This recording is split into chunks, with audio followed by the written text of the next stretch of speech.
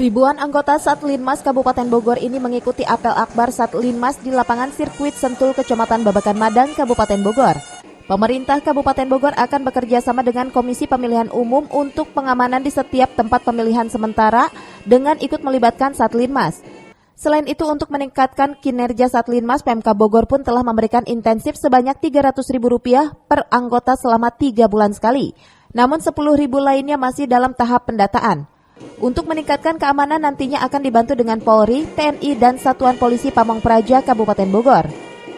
Jumlah penduduk Kabupaten Bogor sangat besar di 40 kecamatan dan 435 desa, kelurahan. Pada pemilu 2024 Kabupaten Bogor menjadi daerah dengan jumlah pemilih terbesar dengan jumlah 15.000 TPS dengan total 3.462 jiwa pemilih.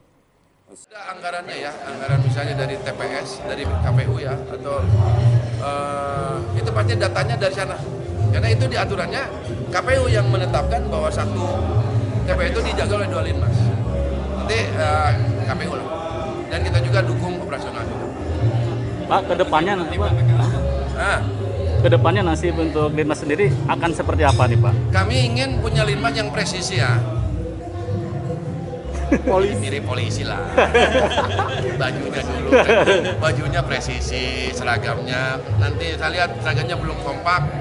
Paguyuban Linmasnya juga harus, ketua paguyuban harus samakan dulu, mulai dari seragam dulu dah. Dan ini merupakan kekuatan yang benar-benar dimiliki oleh kita, bukan hanya Satpol PP, tapi Linmas adalah pemberdayaan masyarakat yang ingin menjaga keamanan, ketertiban di desa. Dan saya juga tadi sampaikan bahwa Anda ini dilindungi oleh negara. Menyampaikan bahwa satu TPS dijaga oleh 2 orang, berarti kali 15.000 TPS. Kali 2, berarti 30.000, berarti kita menyiapkan itu.